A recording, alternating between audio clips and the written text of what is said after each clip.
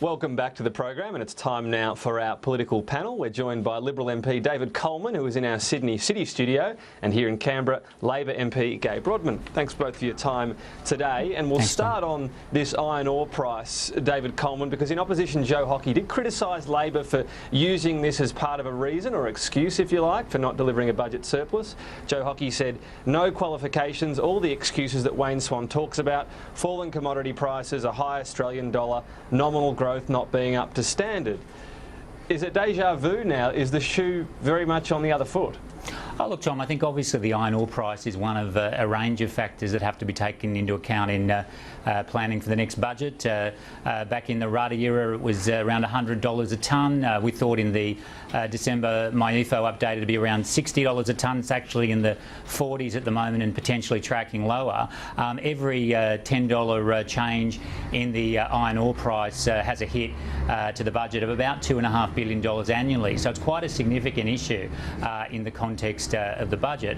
More broadly, of course, the task we face is to get Australia's finances back under control after the appalling legacy of the Rudd-Gillard years. We've already got the trajectory 50% better than it was under Labor, but of course there's always more work to do, and factoring in the iron ore price is something that needs to be done in any sensible analysis. What should a voter, though, who keeps a close eye on politics, make of Joe Hockey listing off those three items for now having no timeline for a surplus?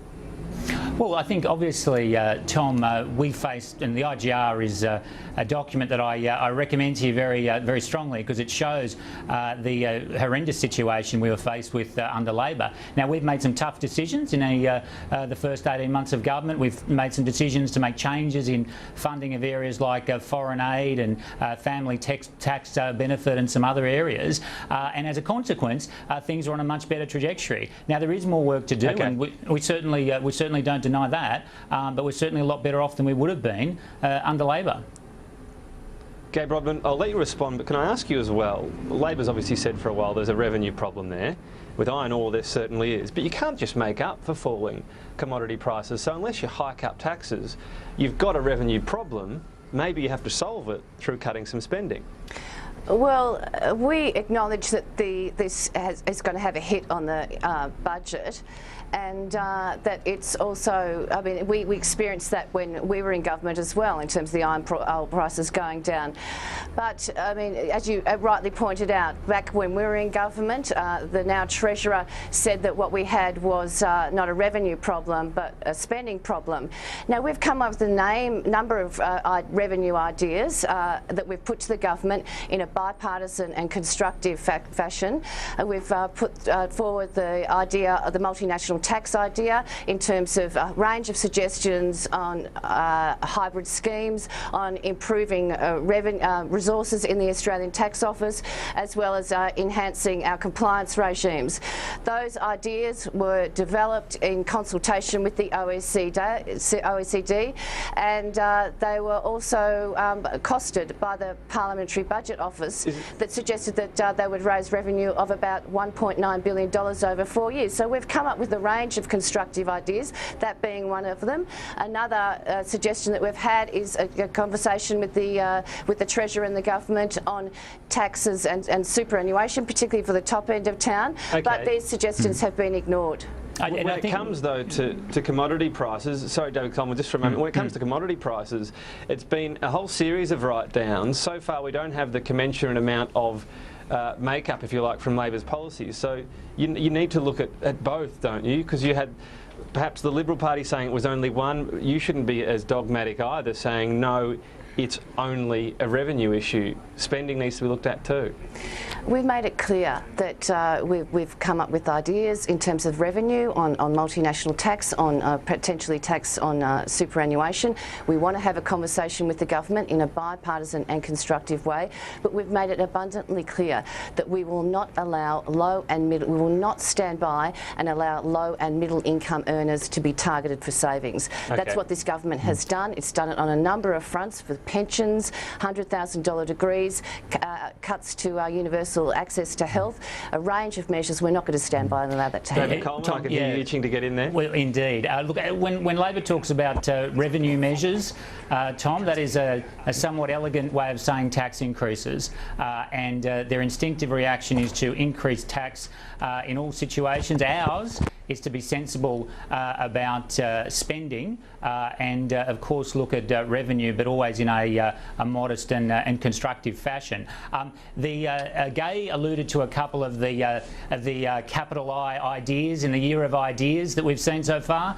The idea around the multinational tax idea which Labor raised was very poorly thought through, quite superficial, and will basically result in a fraction of the amount of money that they raise being raised and significant losses of jobs as multinationals move overseas. Just to jump in, is something that Joe Hockey looks keen to be at least looking at as well. He's chasing what's known as the Google tax. I mean, they seem to be on the right path, and it's something they seem to have been beating the drum on a bit more before the government. Tom, I don't think that anyone disputes there is an issue here in multinational tax avoidance, and we do need to address it. And Josh Frydenberg and Joe Hockey have been doing a lot of work in this area. But you've got to do two things. Firstly, you've got to work closely with international partners, because if we make changes here and our partners don't, then what happens is the capital flows into those other nations, which is bad for business and jobs.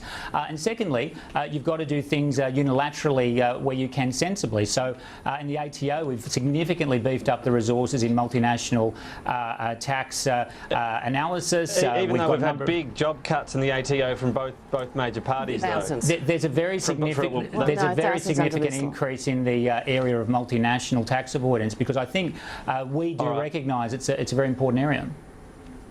The other impact, of course, is not just the Australian budget, it's WA's budget. Now, they're pretty unhappy with the GST split up, the fact that they're on track to get less than 30 cents back in the dollar.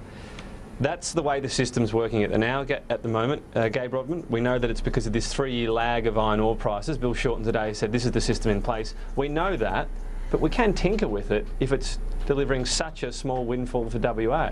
Well, we just go back to the original premise, which is what is quaintly called the horizontal fiscal equalisation premise or principle, which is designed to ensure that there is equity throughout Australia, that every Australian gets to enjoy fairness in terms of services and facilities. The other premise the other premise here is, for example, the iron ore prices, which are predicated on something that was something like $120 a tonne. It's now at 47. So yes, it's the broad make sure wealthy states support the poorer ones, sure, but this is not actually how it's working now, in effect.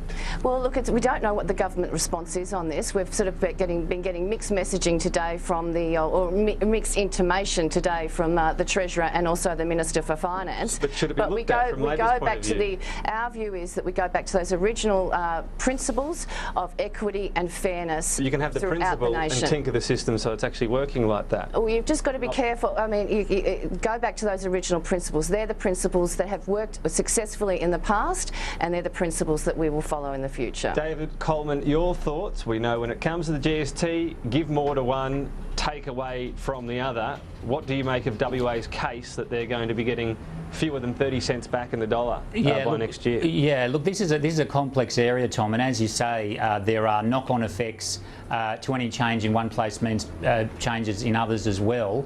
I think it makes sense that Western Australian-based representatives would be making representations about the impact on WA, but equally people from other states will have different views.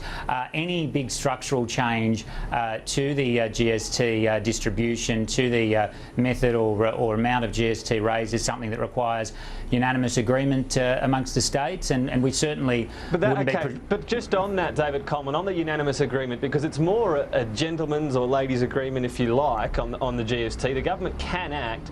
Saying to the treasurers, you've got to all agree, means there won't be more money for WA while the others give it up. So Tom, if you think it's unfair, you'll have to tell them so. So is it unfair is the question? Oh, Tom, I think this is an appropriate matter for consultation across all the states, and it is absolutely appropriate that any change to the GST, as has always been the position of governments of both stripes over the years, needs agreement across the states and across the political divide.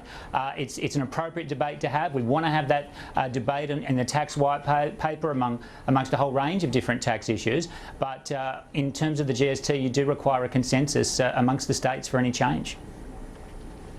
But your personal thoughts, is it unfair? Because if you say it's up to the states, you are telling WA it's a doomed case, surely.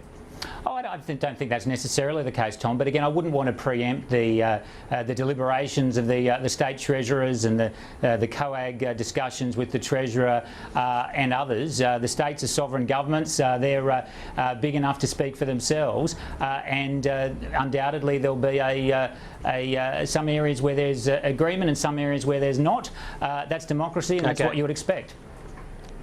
I'm afraid we're right out of time. I think in that area perhaps we'll still back the horse of self-interest, but we'll wait and see. You never know. David Coleman, thank you for your time. Gabe Rodman, thank you as well. Thank you. Thank you, of course, for watching Lunchtime Agenda. Stay with us. Newsday coming up with Ashley Gillen.